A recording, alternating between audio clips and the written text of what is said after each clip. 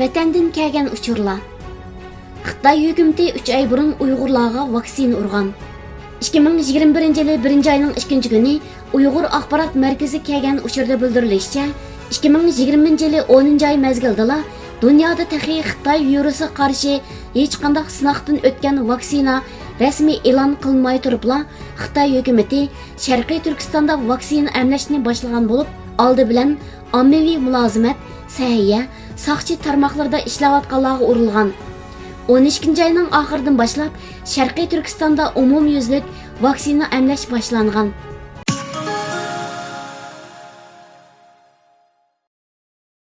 Uyg'ur o'quvchi darsga kechikkanligi sababidan Xitoy o'qituvchidan tayoq yedi. Kundalik pochta gazetining 31 dekabrdagi xabari qaraganda, yaqinda Sharqiy Turkistondan tarqalgan bir sin hujjati ijtimoiy taratqularda kuchli inkas qo'zg'agan. Mazkur sinda bir Xitoy o'qituvchining bir Uyg'ur o'quvchini chechidan tutib, qattiq urayotganligi ko'rsatilgan. Xabarda ma'lum bo'lishicha, bu voqea 21 dekabr Qashqarning Fayzot noyasidagi bir to'liqsiz o'tir maktabda yuz bergan bo'lib, sinfdagi ma'lum o'quvchi tarafidan sinfga elinib tarqatilgan. Harvard birlashmasi Amerikaning yosh Uyg'urlarni ozod qilish uchun kurash qilish kerakligini o'tirib qo'ydi. Qo'g'dug'ichi gazetining 1 yanvardagi xabarda bildirilishicha, Harvarddagi 70 dan ortiq o'quvchilar tashkiloti Amerika hukumatidan Rayhon Asadning inisi Akbar Asad uchun harakatga o'tishni talab qildi. Xabarda deyilishicha, Akbar Asad 2016 yili Amerika Tashqi ishlar ministrligining madaniyat almashtirish programmasi qatnashib, Urumchiga qaytgandan keyin g'oyib bo'lib, 15 yil qamoq jazosiga hukm qilingan. Akbar Asadga o'xshash to'rchilik sohasida iyilik tiklagan bir yoshning milliy o'chmanlikka qudratqullik qilgan deb ayblanishi kishilarning diqqatini qo'zg'agan. Dünya Uyg'ur qurultiyi Turkiyani Xitoy bilan o'tkazib berish shartnomasi imzolamaslikka chaqirdi. Hindiston bo'lim xabar agentligining 3 yanvardagi xabariga qaraganda, Dünya Uyg'ur qurultiyi bayonot e'lon qilib, Turkiya hukumatini xalqaro qonunga va qaytarmaslik prinsipiga amal qilishga, Xitoy hukumati bilan o'tkazib berish shartnomasi imzolashdan yiroq turishga chaqirgan. Bayonotda deyilishicha, Xitoyda vahshiylarcha kishilik huquq tafsandchiligi yuz berayotgan bugungi kunda agar Turkiya hukumati Xitoy talab qilgan Uyg'urlarni o'tkazib berish shartnomasini imzolasa, bu Xitoyning yana bir xil ziyonkashlik quroliga aylanib qolishi mumkin ekan. Dünya Uyg'ur qurultiyining raisi Dolqin Aysa Turkiyaning Sharqiy Turkistondagi irqiy qirg'inchilikni ko'z tutib, Turkiyada yashaydigan Uyg'urlarni qo'g'dash majburiyatining borligini, undaq qilmaganda Turkiyaning zulmga qarshi so'z qilgan davlat bo'lishdek inovatiga ta'sir yetadiganligini tilga olgan. Uyg'urlar Xitoy konsulxonasi oldidagi namoyishni davomlashtirdi. Anadolu agentligining 6 yanvardagi xabariga qaraganda, İstanbulda yashaydigan Uyg'urlar Xitoy konsulxonasi oldidagi namoyishni davomlashtirayotgan bo'lib, ular Xitoydagi yig'ilish va majburiy emgak lagerlarida tutilgan oila a'zolarining ahvolini bilishni talab qilgan. Universitet o'qituvchilari, savdogarlar va ma'murlarni o'z ichiga olgan namoyish guruhi 4 xil tilda lozung ko'targan bo'lib, namoyishchilarning bildirishicha, Xitoy konsulxonasi hozir qadar ularning hech qaysiga javob qaytarmagan. Namoyishga qatnashgan Turkiya Saodat partiyasidan Ömer Faruk Xitoy hukumatini ayblagan. Shundaqla dunyoning bu vahshiyliklar oldida sukutda turganligiga e'tizor bildirgan. Markis Spencer kiyim-kechak shirkati Xitoyni ayblovchilar qatoridan o'rin oldi.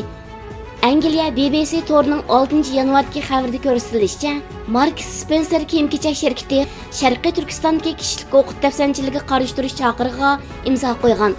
12 ayda BBC xabar to'ri Xitoyning necha yuz ming Uyg'ur va boshqa oz sonli millatlarni majburiy emgakka qistig'anligi to'g'risidagi yangi faktlarni oshkorlagan bo'lib, bir turkum kiyim-kechak shirkatlari Sharqiy Turkistondan xom ashyo import qilishni to'xtatgan.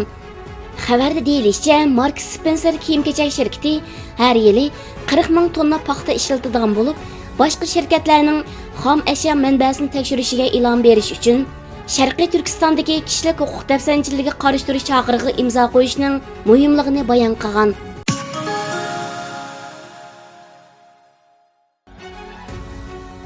Mag'lub bo'lgan partiya. Bir oy ilgari Tashqi ishlar jurnal to'r betida mag'lub bo'lgan partiya Kompartiyaga bog'langan insonning Beyjingdan ada-juda bo'lishi nomli bir parcha maqola e'lon qilingan bo'lib, maqolaning avtori Saysha 1988 yildan 2012 yilgacha Xitoy Mərkىzi partiya maktabining professori bo'lib xizmat qilgan. Saysha o'z hikoyasini mundaq anlatadi. Xi Jinping taxtga chiqqanda Jungoning kelgusiga to'lib tashqan ishonch bilan baxtim. Jungoning yuqori darajalik amaldorlarini tarbiyalaydigan bir dangliq maktabning professori bo'lish sifatim bilan tarix haqida yetarli tushuncham bor edi. Bu sababli Jungoning siyosiy tuzilma jihatda islohot elib berish payti allaqachon yetib keldi deb o'ylaydim. Xitoy Kommunistik partiyasi 10 yildan ortiq turg'unlik holatini beshidan o'tkazgan bo'lg'achqa, ilgari har qanday vaqtdagidan bakrak islohotga muhtoj edi. Mening nazarimda, islohot elib berish bishoratlarini bergan Xi Jinping bu navbatlik islohotdagi birdan bir nomzod edi. Men ayni chaqda oshqun markizmchi edim. Biroq Jungoning siyosiy tuzilmasi allaburun islohotni kutib turmoqda degan o'yga kelgandan e'tiboran barbara markizmdan yuz o'rib, Xitoy duch kelgan masalalarga g'arb ideologiyasidan javob tepish xiyoliga keldim. Xitoy Kompartiyasining sadoqatman mo'rtlardan bo'lgan men bu paytda erkinlik tarafdoriga aylanishga boshladim. O'tmishda Xitoy Kompartiyasiga bosh urdiganlardan bo'lsam-mo, biroq erkinlik ideyasiga moyil bo'lib qolgandan e'tiboran qalbimda Xitoy Kompartiyasining mafkurasining to'g'riligidan va uning Xitoy xalqiga bergan va'dasidan gumonlanishga boshladim. Dal mushu sabab tufayli amaliyat Xi Jinpingning islohotchi emasligini isbotlagan chaqda men buningdan qilchim hayron qolmadim. Xi Jinping hokimiyat yurgizayotgan yillarda kommunistik rejim huquqni markazlashtirishda texmi bak yovuzlashib, vahshiyona usullar orqali o'z kuchini saqlashni davomlashtirdi. Uning zulmi va mustabidligi kun sari eshib ketdi. Xi Jinping shaxsga cho'qinish to'lqini qo'zg'ab, partiya ideologiyasini kontrol qilishni texmi bir baldoq kuchaytirdi. Intayin sus holatda mavjud bo'lgan siyosiy fikrlarni va xalqning ijtimoiylik bo'shlig'ini yo'q qildi. Navoda siz o'tgan 8 yilda Xitoyda yashab baxmagan bo'lsangiz, Kompartiya rejimining qaysi darajada vahshiylashib ketganini, uning qanchalik unsiz tragediyalarga sabab bo'lganini his qilib yetolmaysiz. Sayshaning bayonicha, u Nanjingda harbiy oilada cho'ng bo'lgan bo'lib, Xitoy Kommunistik partiyasining alohida ta'minotlari bilan o'sib yetilgan. Shu sababdan Xitoy Kommunistik partiyasining razilliklarini sezib yetolmagan. U kommunist qizil oilada tug'ilib, o'sib yetilganligi uchun kichigidan tartibla Kompartiyaning sodiq cho'qing'ichilaridan bo'lish yo'lida tarbiyalangan. Cho'ng bo'lganidan keyin harbiy meditsina universitetiga xizmatga tushib, kutubxona xizmatini ishlagan.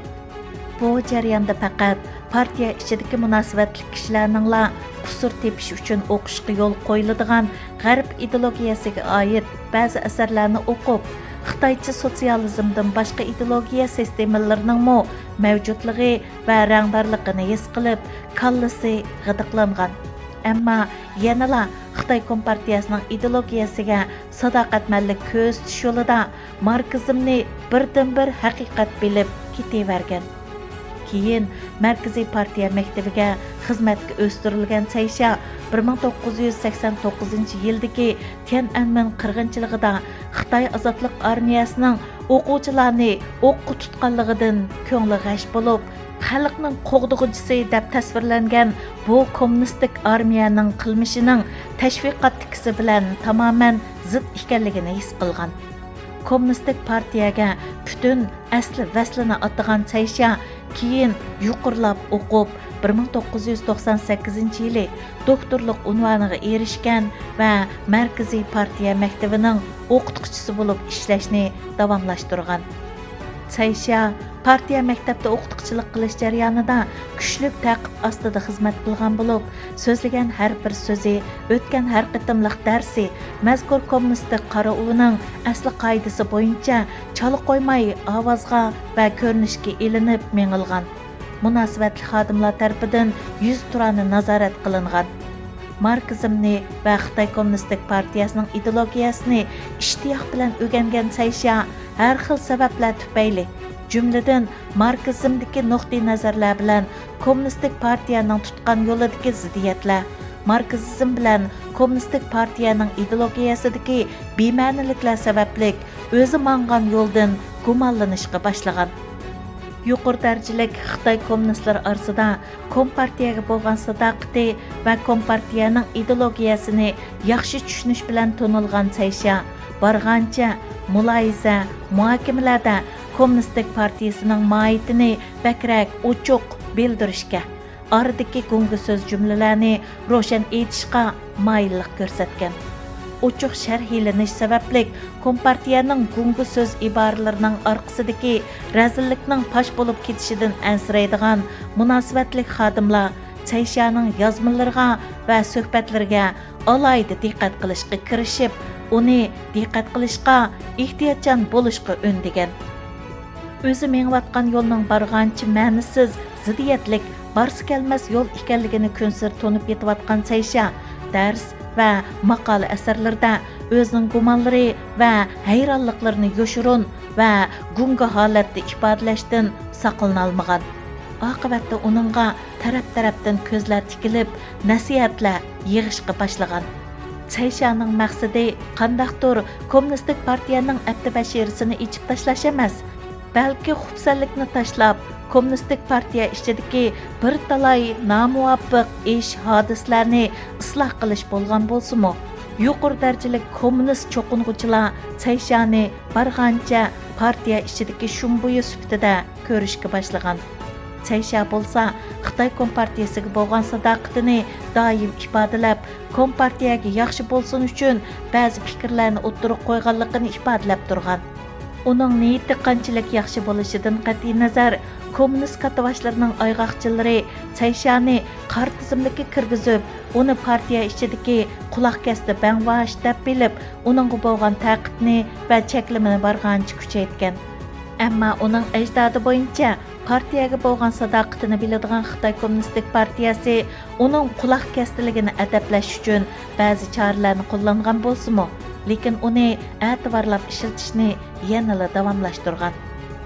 Saysha keyin chet elga chiqib ziyorat qilish fursatiga erishgan.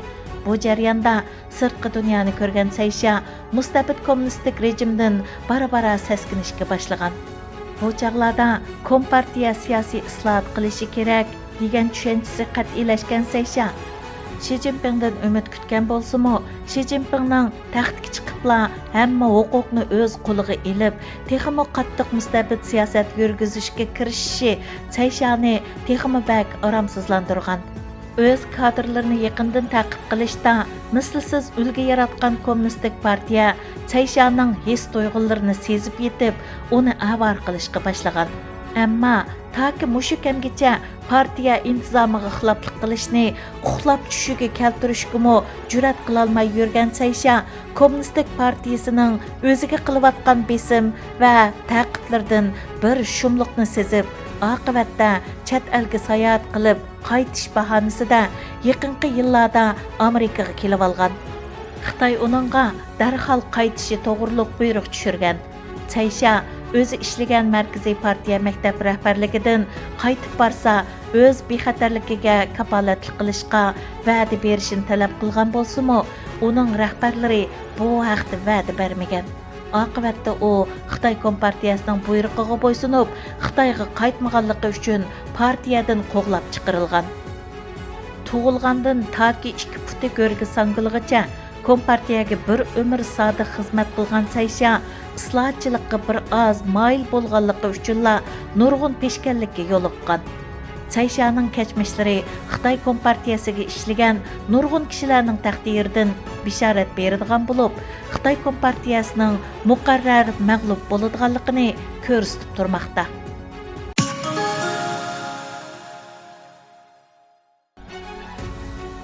Xitayning saxta təşviqat o'yinlaridan hushyor bo'laylik. Amerikada hokimiyat almış oldi turgan paytlarda Xitaylar o'zining vatanimizda yurgizayotgan irqiy qirg'inchilik jinoyatini yushirishni maqsad qilgan Uyg'urlarga va xalqaro qaratgan təşviqatlarni o'zgacha shaklda kuchaytirmoqda. Xitoy bir tarafdan Sharq Turkistonda jazo lagerlarini va Uyg'urlarni majburiy emgakka soladigan o'rinlarni kengaytsa, yana bir tarafdan yolg'on tashviqot orqali o'z jinoyatini yushirishga va haqiqiy ahvolni pardozlab, Uyg'urlarni xuddi xo'shal yashayotgandek ko'rsatishga urinmoqda. Buningdan sirt Xitoy yana dunyoning har qaysi joylarida yashayotgan Uyg'urlarni qoralash va yomon ko'rsatish uchun har xil razil o'yinlarni o'tirg'a chiqarmoqda. Xitoyning bu xildagi tashviqotlarining muhim bir shakli YouTube va Instagram kanallar orqali tarqatilayotgan Uyg'urlarning naqshi muzika va televiziya filmlari bo'lib, bu filmlarni ko'rgan odam Uyg'urlarning o'z vatanida zulm uchrayotganligiga gumon bilan qaraydi. 2017-yildan keyin Uyg'urlarning milliy madaniyatiga oid hamma narsa vayronchilik uchragan bo'lib, shu qatorda burun bor bo'lgan turli madaniyat san'atga munosabat televiziya programmalarimi amaldan qoldirilgan edi. 2020-yili to'g'ri yuzda Uyg'urlarga oid naqsh musiqa filmlari birdilla ko'payib ketdi. Xalqimizga tunish bo'lgan bir qism naqshchilardan boshqa yana nurg'un naqshchilarning yangi albomlari YouTube kanallariga bas-bas bilan chiqarildi. Uyg'urlarning ichidagi bir qism koni cho'lponlar, jumladan lagerga kirib chiqqanligi ma'lum bo'lgan Sanubar Tursun, Farida Mahmud, Abdurahim Hayit, Adil Mejid, Muxtar Bug'ra qatorliqlar ekran yuzida qayta ko'rinishga va maxsus programmalarga chiqishga boshladi. Yaqinda Ipak yo'li sadosi nomli programmaning 4-qarori boshlangan. Abdulla Abdurahim qatorliq naqsh cho'lponlari vatandagi taratqularda bir mezgil ko'z ko'rmagan ommaviy obrazlar riyosatchilik qilgan turli programmalar, masalan, elchi, cho'lpon keldi, studiya kim keldi qatorliq yangi programmalar bas-bas bilan tarqatilishga boshlagan. Undan boshqa TikTok qatorliq supalar orqali tarqalayotgan Uyg'urlarning 10 necha ming so'mlik kaptar setib olgan, 2 million 500 ming so'mga nasllik qo'shqar setib olgan haqidagi filmlar kishilarning dehtin tortgan. Sharq Turkistonda YouTube qatorliq nurg'un to'r bekatlar cheklangan bo'lib, Uyg'urlarning YouTube kanallariga film va ko'rinish chiqarishi mumkin emas. Undaqda YouTube'ni qoplayotgan Uyg'urlarning normal, xo'shal yashayotganligini ko'rsatadigan Sharq Turkistonning vaziyatini butunlay burumlab ko'rsatayotgan bu yumor, chaqchaq televiziya programmalarini kim chiqaryotdi? Nimish hozirgidek vaqtda bu tashviqotlar birdilla kuchayib ketadi. Amerikada hokimiyat almış oldi turayotgan mushu paytlarda Xitoy nimishqa bundaq tashviqotlarni kuchaytirdi? Bu ishlarning orqa ko'rinishi haqida sagaklik bilan o'ylashimiz kerakki, Xitoyning tashviqotlariga o'zimizni sezmagan holda bexud bo'lib qolmasligimiz kerak. 2016-yili Amerikada yangi hokimiyat almış oldida Xitoy hokimiyati vatanimizda misli ko'rilmagan bostirish, tutqun qilish qilmishlarini boshlab o'tgan edi.